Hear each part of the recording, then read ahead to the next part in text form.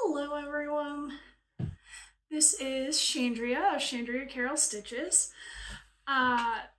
Welcome to my channel, which is all about cross stitch. Occasionally I will have something else to talk about, such as today I'm going to finally show a little bit of knitting, and then I usually have a ramble about books at the end. So today, I am going to wrap up my March Stitchy Madness projects and progress. So I have a stack of whips. I do have one finish, which was the winner of all of my brackets. So yeah, let's just dive right into it, and we will start with that finish, which I am very excited to tell you about. So this is Mon Cher Cara Mia by the Witchy Stitcher. I will put up a photo of what it looked like last time as well. And this is what it looks like now. It's all done. I'm so happy. Those roses over here that are backstitch were a pain in the butt. But they look so great, so that's okay. Yeah, super thrilled with that.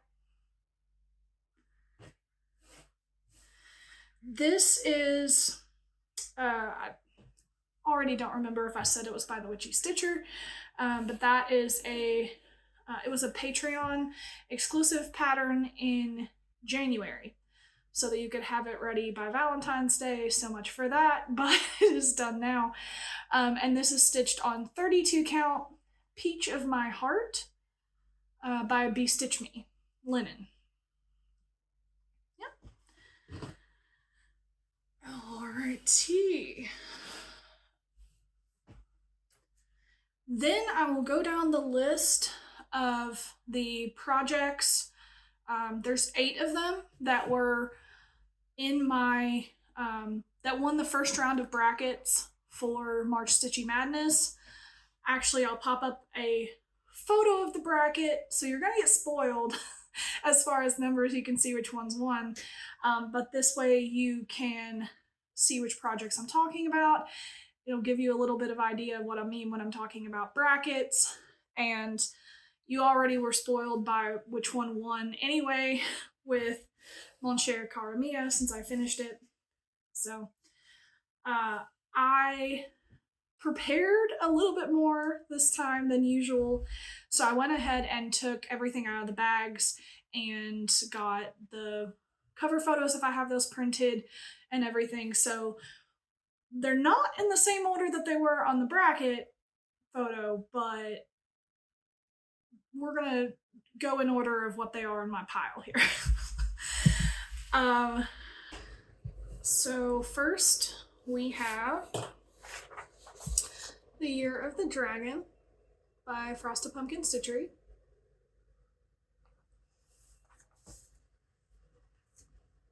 I will put up a photo of what it looked like last time you saw it. And then this is what it looks like now. This is stitched on 32 count, lightly salted, not roasted linen by BeStitchMe. The needleminder is by the Frosted Pumpkin Stitchery as well. Let's see. I believe I got 232 stitches since the last time you saw it.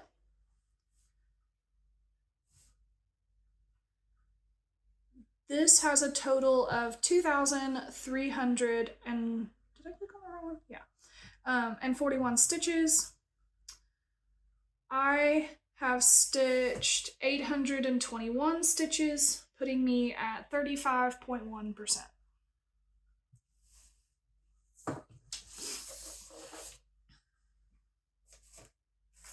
Next, we have To All a Good Night by Autumn Lane Stitchery.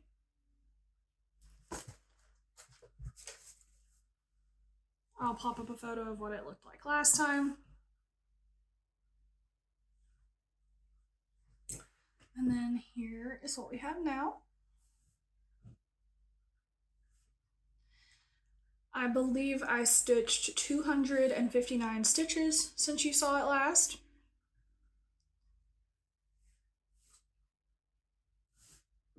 This has a total of 5,166 stitches. I have stitched 1,191, putting me at 23.1%. This is stitched on 28 count white opal linen, and the needleminder, this cute little yeti, is by Rebel Stitcher Designs.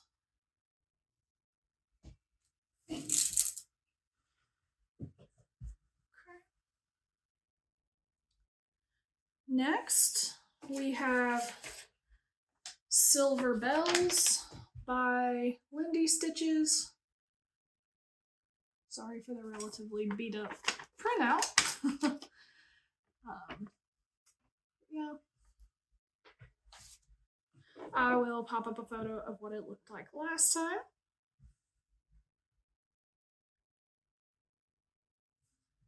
And then here is where we are at now.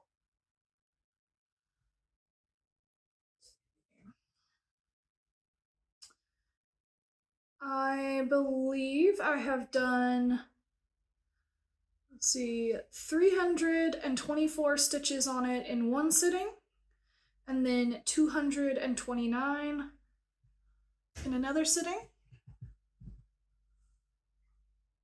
since you saw it last. So this has a total of 2,284 stitches. I have completed 1,583, putting me at 69.3%. This is stitched on 32 count white Lugana that I'm not sure the brand, but I know I just got this at like Michael's. Don't really recommend. It's obviously very stiff. The needleminder is by the Frosted Pumpkin Stitchery. The flosses on this, it's a mixture of DMC and the green, this blue, and the silver are Forbidden Fiber Co., which are called for.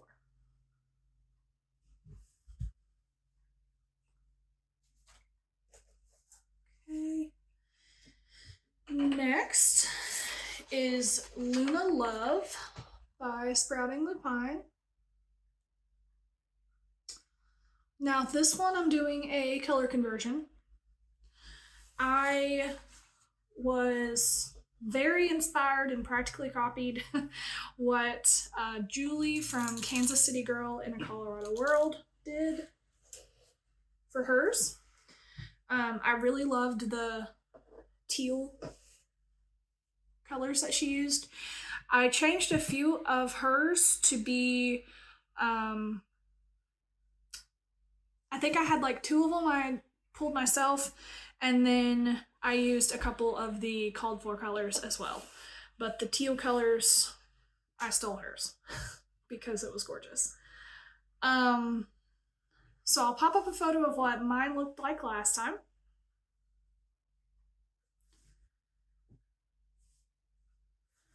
And then here is where we are now. And definitely, I have the moth over halfway done, but there's quite a bit of fill in here. This moth is no joke. Let's see here. If I can hold it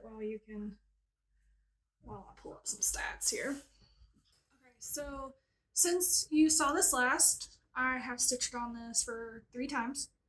The first time was for 414 stitches. The second was for 266 stitches, and the third was for 191 stitches. So this has a total of 7,499 stitches.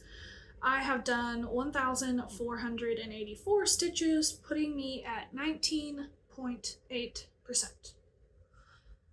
So this moth is probably 25% or more of the pattern.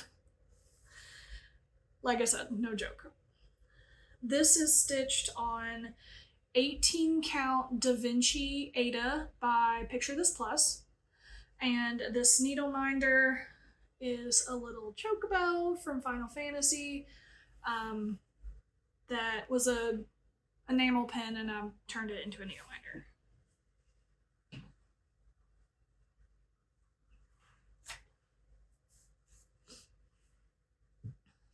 Next, we have My Mushy Valentine by Sprouting Lupine. I will pop up a photo of where it was last time.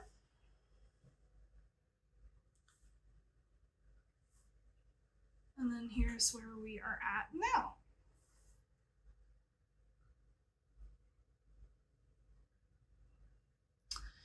I think I only stitch on this one more time for 219 stitches since you saw it last.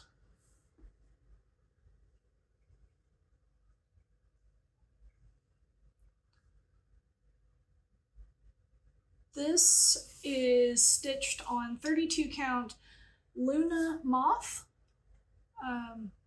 linen by BeStitchMe. The needleminder is from Caterpillar Cross Stitch. This has a total of 6,548 stitches. I have done 619, putting me at 9.5%.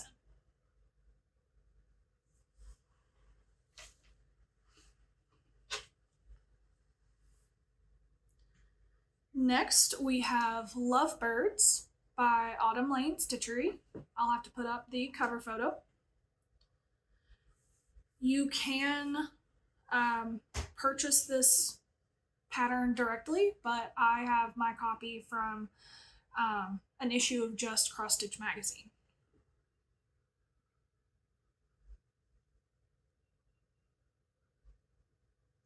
So I believe I'll also pop up a photo of where it was last time. And then here is where we are now. I believe I have worked on this one more time since you saw it last for 233 stitches. This is stitched on 32 count Crimson Peak Lugana by Jody of the Steel City Stitchers. The needleminder is from BeStitchMe. This has a total of 4,318 stitches.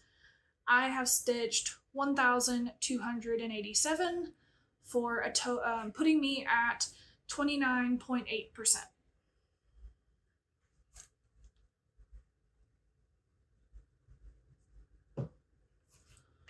And I believe we are on the last one, unless I'm missing something. So this is Templar Prophecy by Long Dog Samplers.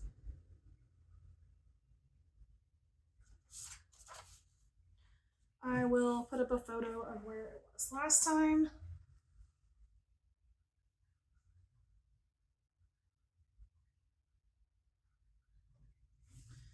And then here is where we are now.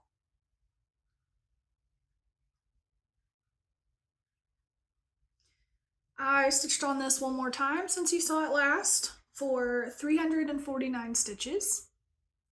This is stitched on 18 count white Ada that I coffee and tea dyed myself. This is a custom needleminder, which was a gift from Elkhorn Labs.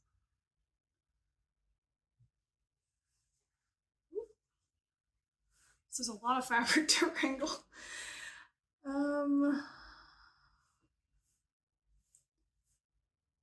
the full stats. So this has 60,065 stitches. I have stitched 2,274 stitches, putting me at 3.8%.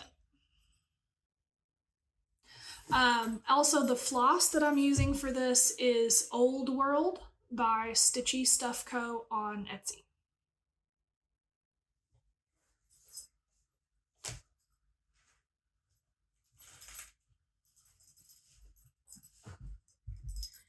Okay, I think that's everything that I have stitched on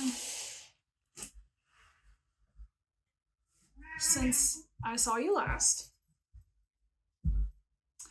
Kitty says hello. Let me get in to plans. So as you'll notice, you're not seeing any WhipGo pulls in here. So I didn't get around to those. I got a ton of progress. So I'm really happy with how that went, but I still didn't touch some projects that I want to touch.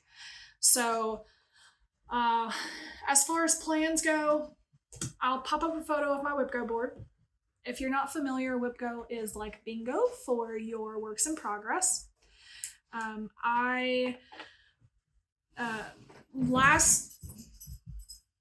Last month, so in March, the pulls were one was a gift and one was homely houseplants by Stitchonomy. So this is where I'm at on homely houseplants. There's another, I'm not going to take this out of the Q snap, but there's another pot over here and this finishes out, but it's very close. So yeah, so this is one of the projects that I want to work on. I need 1,000 stitches. I actually think I may have touched this. I think I added in like this little portion since you saw it last.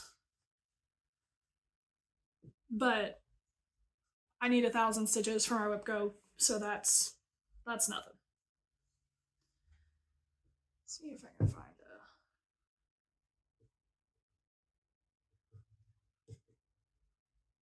yeah, I'm not seeing an entry for it in Notion, so I may not have touched it. Anyway, yeah, so this was one of the WhipGo calls. The other one's a gift.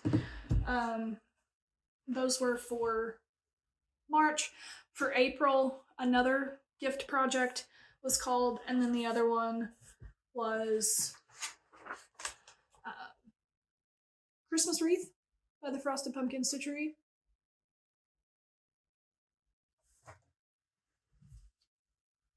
This is where I'm at on that one. Very measly start, so it'll be good to get progress on that. For the two gift charts, the two that I went ahead and pulled to work on, one of them is a free chart from Pinky the Pink called Princess Peach Window. There's a few different versions of this. The website that you get these off of is makeitpink.net. They have a lot of really cool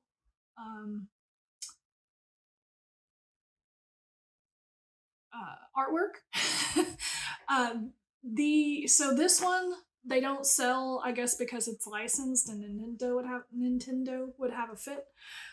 But they do have some original art. Like I'd say the thing that they're most famous for are for charting Hannah Alexander's Art Nouveau style cartoon characters. So like there's Link and Zelda, there's I believe there's Disney princesses and a whole host of those. I believe there's the Sailor Moon, the Sailor Squad. God, I haven't watched that in forever. I was very young. I don't quite remember. But yeah, and they're all done in a really pretty Art Nouveau style. So it's not dinner time, kitty. It's those are huge though. So I just started with this one. I also have a friend who is really into video games, especially like Mario, and I really thought they would like this as a gift. This is where I'm at on this. I'm doing this 1/1, which was actually a really poor decision because there are fractional stitches, which I didn't realize when I decided to do it 1/1 on, I think this is 25 count. Don't mind the metallic thread. But I think it'll look okay. What I'm doing is where it has the fractional stitches, I'm just picking one of the colors that it would be. Instead of having, you know, two colors in your in the square, I have to pick one, and so I just pick what I think makes the most sense as it looks. So I don't know, it's looking pretty fine now. We'll see what it looks like in the end.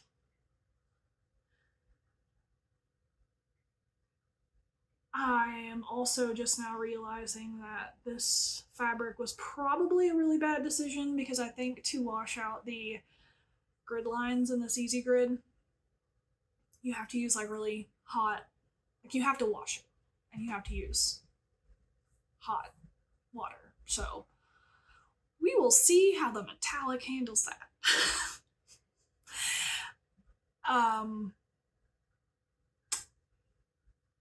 It's fine. It's fine. We'll see. I think they will like it even if it turns out a little wonky. Such is the nature of friendship. So it's fine. They're also one of the few people that I do cross stitch gifts for. So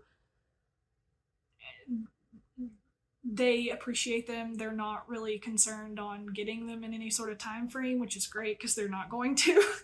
And I have several gift projects like picked out and kitted up, and some of them are started already too for them. So if this doesn't work out, it's fine. It's no big deal. The other gift project that I pulled to work on, I will see if I can pop up a photo of this one. You can't find this anymore. So I think it's called like In This House, and it was from an Etsy seller that no longer exists, so obviously I'm not going to link to that, but it's cute. It's really simple. This was one of the earlier projects I started. Here is where I'm at on it. So this one is specifically In This House. We do Disney, but of course there are a lot of these word art style in this house. There's none of them are obviously sanctioned by Disney, which I guess is probably why this Etsy seller doesn't exist anymore.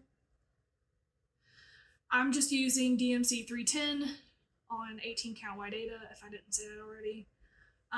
This needleminder I made myself from a Disney pin from the first time I ever went to Disney. So this is like, it's kind of, you can see the hands of Minnie are yellowed because it's just really old. But I had all my Disney pins in a, like I still had them on the, is it lanyard? from like the pin trading experience. And then when I brought them home, I didn't really have enough for a whole pin board.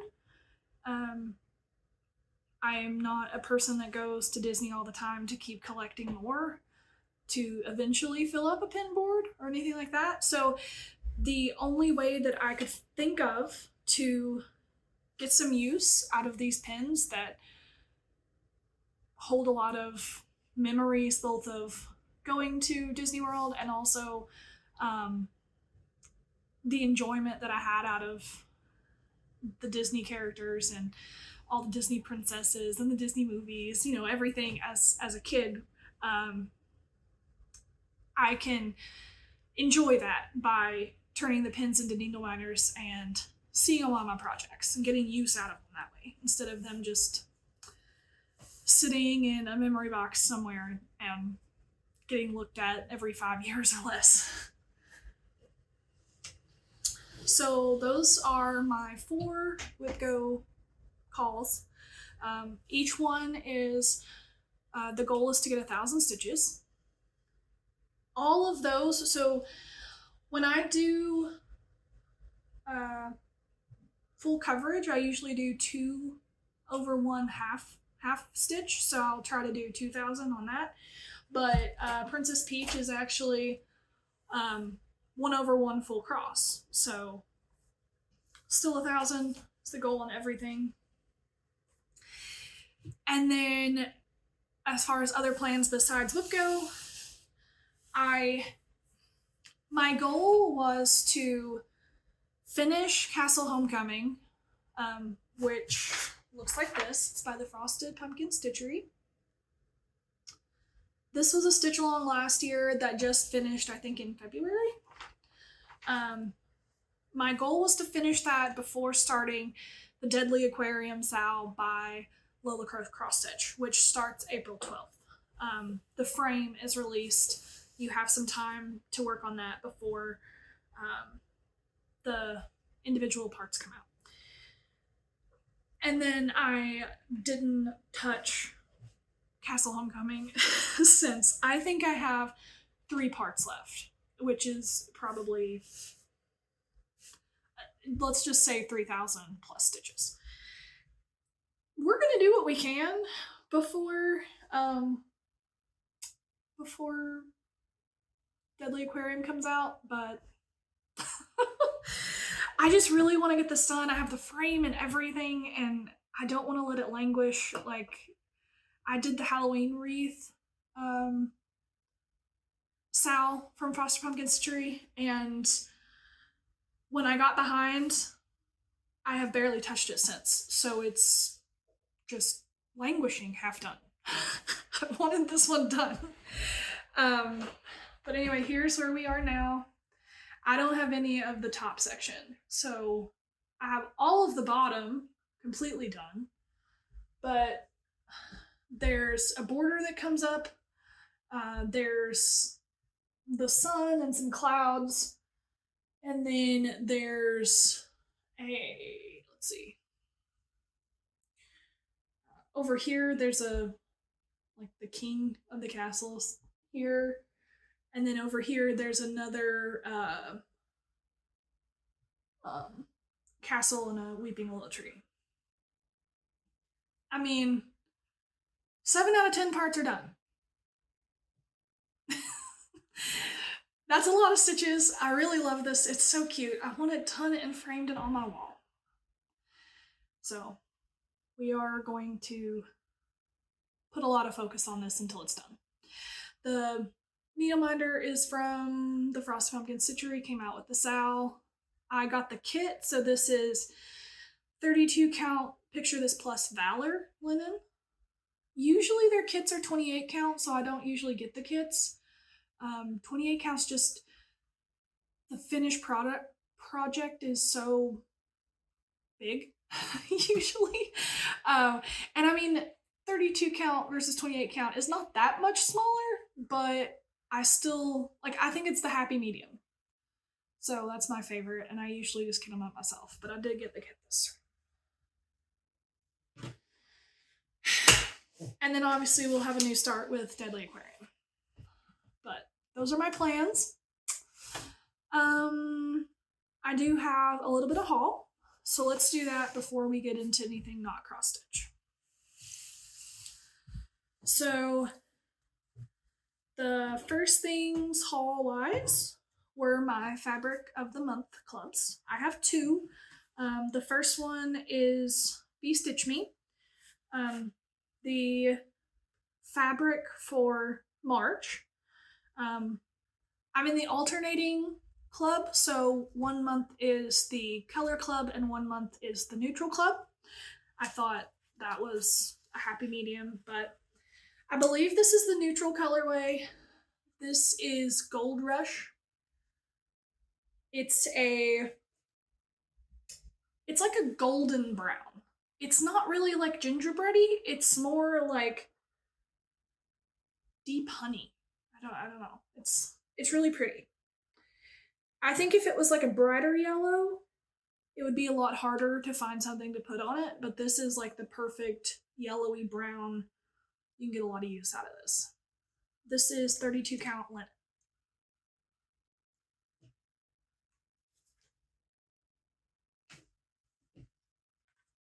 That's the first one, and then March's fabric of the month for Fiberlicious is Shamrock and Roll.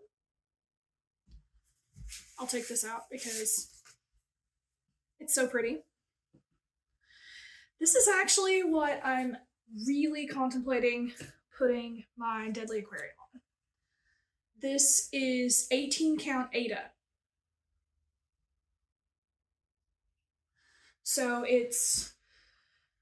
there's a few light green patches. A lot of it is like a foresty green. And then there's some like bluey green mixed into, like a jungle green. Yeah. Absolutely stunning. I love Fiberlicious's fabrics. They're always stunning and they're always really unique. So yeah, I have I've been busy. I haven't pulled the floss for Deadly Aquarium yet. Today is Sunday, April 7th, and that starts on the 12th. So I really want to go ahead and get the floss pulled to make sure that works on this. If it doesn't, I don't know. I'll find something.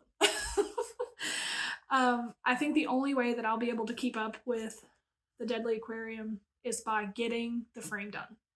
So when that comes out, I'm going to really work hard on it to try to get it done before the parts start releasing. So I want to have everything ready to go as soon as it drops. Okay, the next bit of haul, I was just on Etsy one day, as one does, and Scarlet Sky Designs, they make wooden cutouts, like laser cut cutouts for cross stitch projects. There's a big variety of types. They're pretty seasonal too. They don't have, it seems like things come and go. So anyway, they were having a sale on one of their Halloween boards.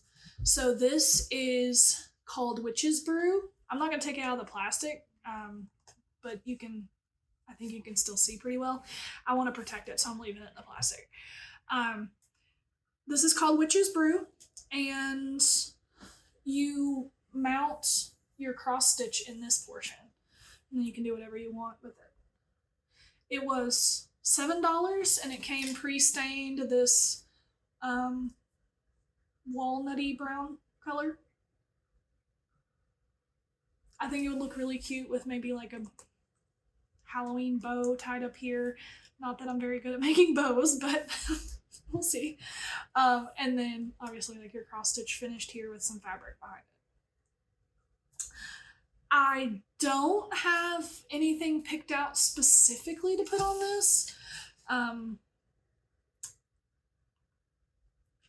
But I couldn't pass it up, and I know that I finish a lot of Halloween smalls, so I know I will find something to put on that. Then lastly, I'm in the Endangered Species Club from Lindy Stitches. I get the print version, which I don't know if there was a glitch this month. For the first one, I did not get a PDF. I'm in the full club, which includes the paper pattern and the floss, and I just got the paper pattern. But then this month, I like as soon as the pattern dropped, I got an email with the PDF as well. So I don't know. I don't know which one was the error. But anyway, I got the PDF, and then I also got the print version when that came in the mail. So this month, it's every other month. So this was for March? Yeah, so it's like January 20th and then March 20th ish. I don't know if it was 21st, whatever. Stephanie has a tutorial on how to do the satin stitch here. I believe this is the color that you do the satin stitch with. It's called Cape Cod. It's pretty heavily variegated. I think she actually has, it's noted that there's no good DMC substitution because this is highly variegated from light green to a gray brown. This is used specifically for the palm fronds, and I think that's the only place that it's used. So you could easily sub in something. I know a lot of people don't use Weeks Dye Works, so you could very easily sub in a different overdyed that just like a heavily variegated overdyed. I think that would be pretty easy since it's only put in here. Which even her version to my version looks different. Mine is like a light green to a jungle green. There's really no gray in that. But that's also just looking on the skein and not stitched up. But anyway, shouldn't be any problem to kit this up yourself with overdyes of your choice. The elephant's so cute. I actually just saw a reel on Instagram of little baby elephants sucking their I'm an idiot. Words. Their nose. Come on. You know what I'm talking about. I'm so sorry, I'm an idiot, but they suck on their nose thing. It's like a human sucks their thumb. I just thought that was so sweet, and now I can't remember what on earth that's called. Oh my gosh. I'm so sorry. Anyway, this is a really cute club. I haven't even gotten around to starting the first one because I've been stitching all the other things, but we'll get to that at some point. That's all the stitching, all the cross stitch content. I'm going to mention knitting very quickly, and then I'll see what books I have to talk about. If people are tired of hearing about Tamara Pierce, I'm sorry, I got a couple more Tamara Pierce books. But how about I talk about anything else that's not Tamara Pierce first, and then I'll talk about the Tamara Pierce books. I think everybody gets it. I like Tamara Pierce. So yeah, if you were just here for the cross-stitch content, I really appreciate you stopping by and checking out my projects and what I'm working on. it makes my day to see that people want to watch and hear me talk about things. It makes me so happy. So yeah, if you want to see anything else, where I get to on these projects next time, please subscribe. Um, but yeah, I'm gonna talk about some knitting. So I like knitting, and I think knitting is a much easier to travel project for me, like especially in the car. Sorry for the zipper. It's like the one zipper I forgot. So I really, we live outside of Cincinnati, Ohio, and anytime we want to go into the city, we're about 35 to 50 minutes from any part of the city. And I always just like to grab some knitting so that I don't have to worry about the traffic. I'm the passenger princess and I can just knit. I also like to knit on planes. I'll stitch in the airport, but once we start boarding, then I want to switch to knitting on the plane because I can like scrunch up and not bother the people around me as much with knitting. So this is the project that I'm working on is called, I think, the Lost Woods Shawl. Yeah, the Lost Woods Shawl. And oh my god, you can tell this has traveled with me. It's so beat up. But yeah, it looks like that. There's also some more photos here.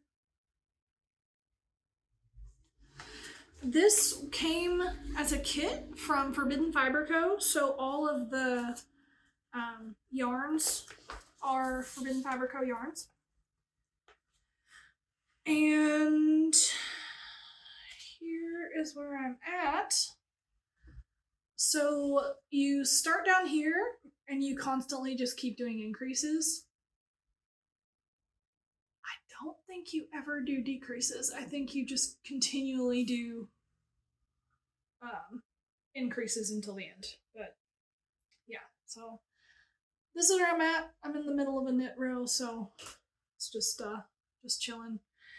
This has been really good for me to learn different knitting techniques. I'm still a pretty new knitter, so this portion was pretty easy.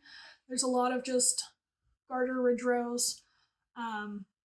There's some slip stitch crosses. Then this, no, I take that back. That's grill stitch. Yeah, that's grill stitch. Sorry. These are the slip stitch crosses. And my tension is tighter here, so it causes it to like pull in, but I think that'll block out.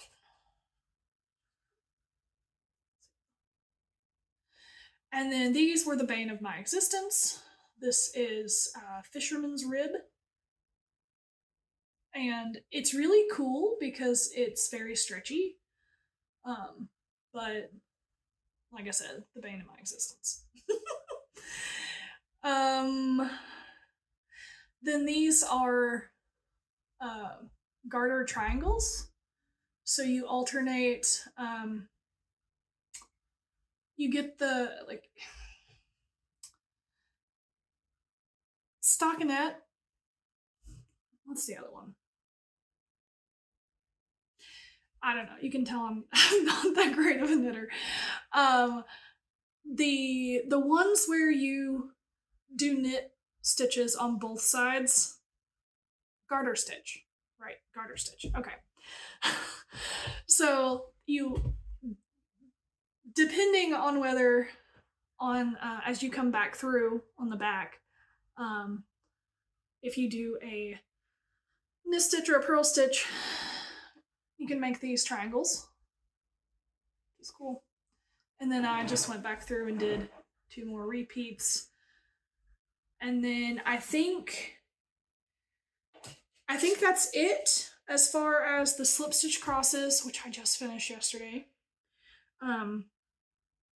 Fisherman's rib, I think you only do the garter triangles once.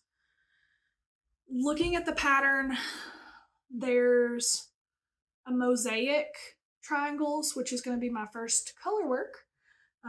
And then there's a lot of garter stitch. But I think it looks great. The colors are very woody, outdoorsy. Even this like orangey color is, I don't know, it works really well. They're probably not colors I would have picked myself, but they look really good together, and I can't wait for it to be done and be able to wear it. So yeah, that's knitting. I have a couple of other knitting projects. I think I only have one started, but I have a couple more kitted. I just really want to finish this one first. I think I'm about halfway done. Sorry for the zipper again. But yeah, I'm going to be traveling quite a bit for work coming up in the summer months. So I'm hoping to have it done by the end of the summer. I'm not putting any other restrictions on that because knitting's not my main hobby.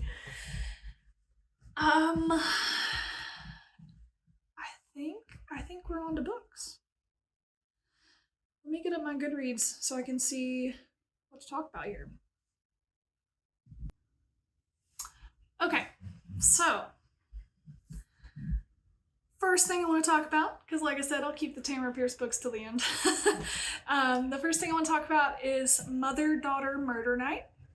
This was actually the book club book for books with the Black Needle Society, their book club. It's free. It's a Facebook group that you should be able to search Facebook for and find. Like I said, I think it's called Books with the Black Needle Society. This was the book for April. That was yesterday, and unfortunately I missed it, but I did read the book, so we're going to talk about that. This was really not the sort of book that I read that often. It was more of contemporary fiction, it could happen at any time in the here and now. So it follows the story of 3 women,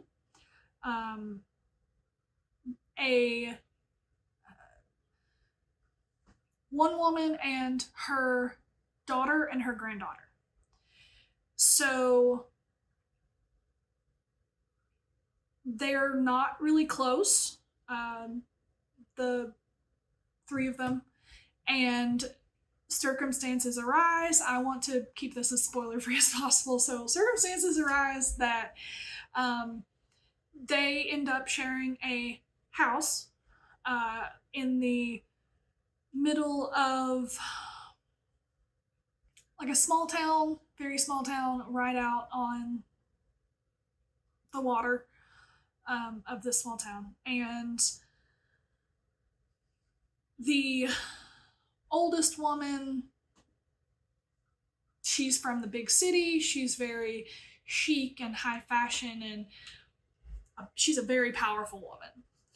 So it kills her to be stuck in this small town, and everyone thinks she's an outsider, so she obviously is not really respected. Well, anyway, to fill her days, she gets very interested in a murder that happens. Then there's another one. and, and then she's, at this point, she is heavily invested in finding out who did it. It's giving her a sense of purpose, and it gets the three of them all working together on it, because at first the youngest woman, I believe she's a teenager, she's still in school, but she is a suspect in the first murder. So that's how they initially get dragged into this mess. And of course, she's infuriated that her granddaughter is being looked at as a serious suspect for this. It's good.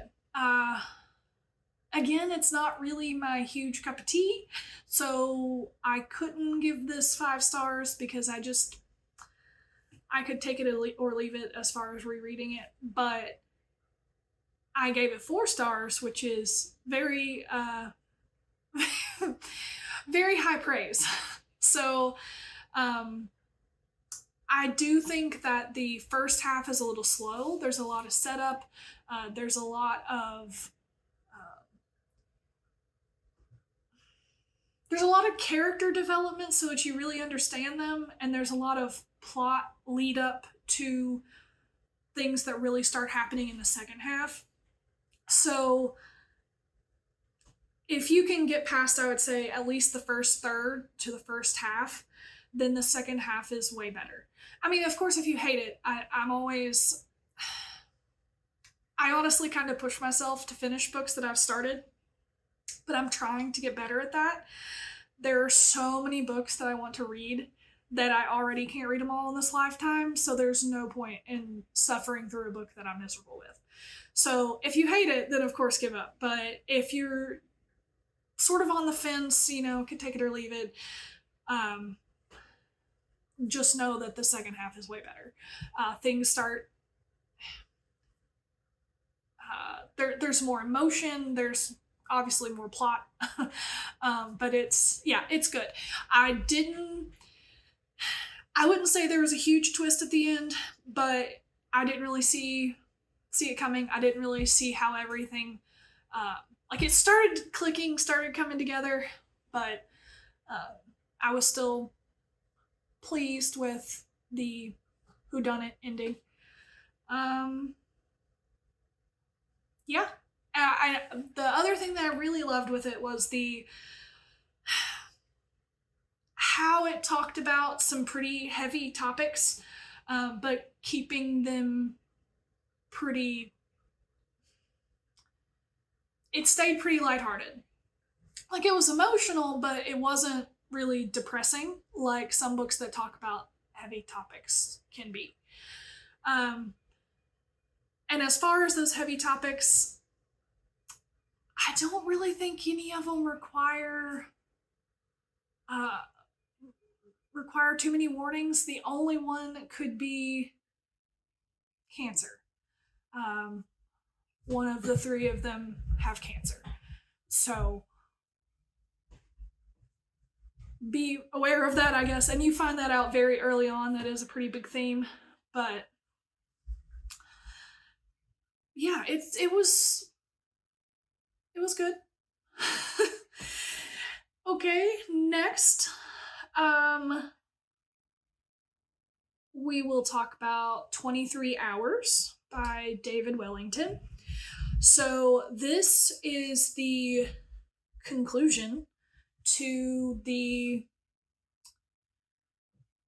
vampire horror series that I've been reading since last October. I started the first one. I gave this 4 stars. I'm not going to talk that much about it just because it's the conclusion to the series. But it's in the same vein. So you're either going to enjoy it or you're not, depending on if you like pretty gruesome vampire horror. It's I don't know. This one certainly wasn't my favorite of the series, but I liked it better than I liked the last one, which was what, 14?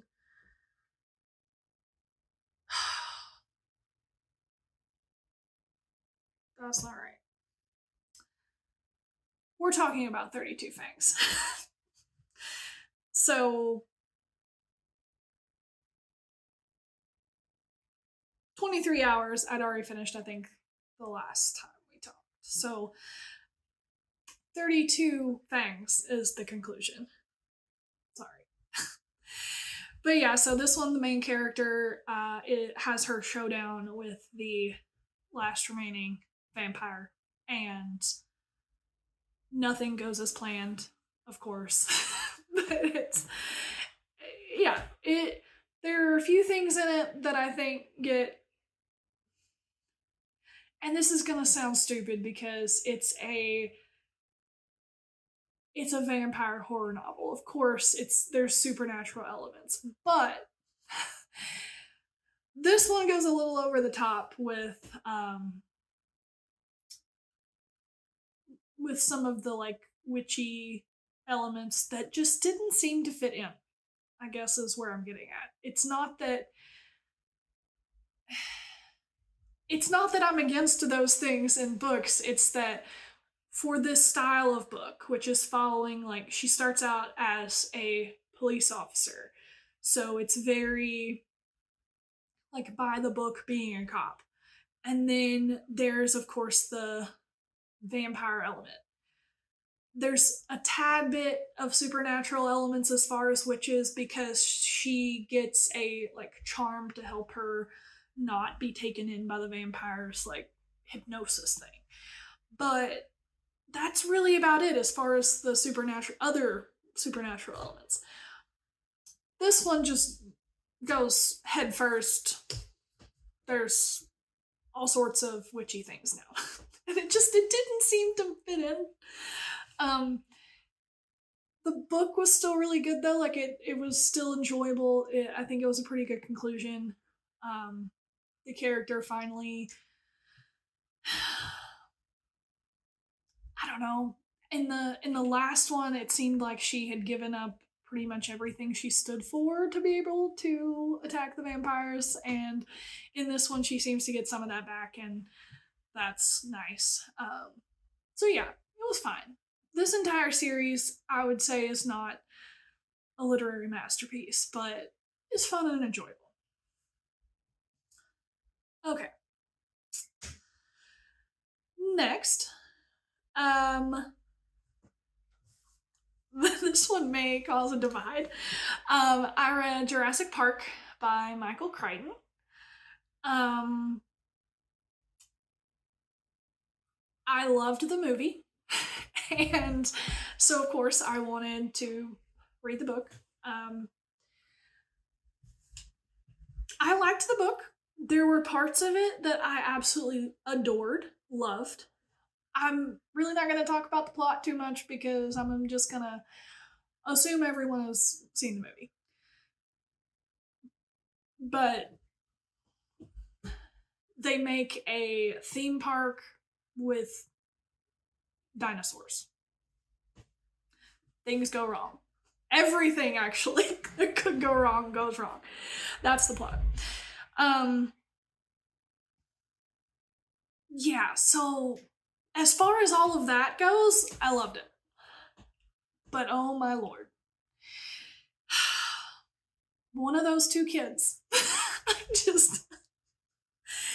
I had to only give this 4 stars because one of the two kids did not seem realistic whatsoever.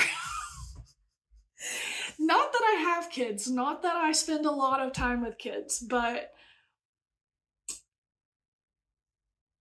I mean, it's not like she was a toddler or something. But anyway, for example, here, um, they are being chased by the T Rex, and of course, she's scared. And then the T Rex's attempt to eat them is thwarted, and she starts taunting it. Even like sticking your tongue out, nah, nah, nah, type thing at a T-Rex that just tried to eat you. Who does that? Especially like a young kid. I feel like would be absolutely petrified and, you know, crapping themselves in fear, curled up, not want to move, like just that sort of catatonic fear. Or, I don't know, kind of like shock fear, where you're gonna do whatever the adult says because you can't comprehend everything that's going on around you, and you're just sort of, I don't know, skating by, and I don't know. Those would have made sense. I don't know. Somebody's probably going to tell me that I'm just absolutely nuts, and no, that's totally how a kid would act in this situation, but I just got mad. I got mad on behalf of the one adult who actually tries to save the kids that keeps having to, like, everything gets worse because of what the child does. It's like she didn't want them to live. Yeah, so I'm gonna read the second one, but I was told that in between the first book and the second book, the movie came out, and everyone loved the movie so much that the second book is like a continuation of the movie, not the first book. As in, like, someone that dies in the first book is still alive in the second. So I don't know how I'm going to feel about that, but I'm going to read it because I'm invested. I want to see. I gotta finish series. Unless I despise it, I've gotta finish it, so we'll see. Okay. And then last but not least, a couple more Tamara Pierce books because I'm just reading her entire, what do you call it? Everything she's ever published at this point. So I am continuing on in the Emelon verse. So this started with The Circle of Magic. The two that I read this time were Magic Steps. So this one follows one of the original four as she discovers a young new mage. And she discovers that if you're the person who finds a person, like another person with magic, if there's no one better suited to the type of magic that they have, you get to be their teacher until you can find someone like better suited. So that way you're not just, oh well, not my problem, and leaving usually younger people with no training on how to keep their magic under control. So anyway, one of the characters from the original quartet discovers a young mage, and as a additional plot line to this, there's a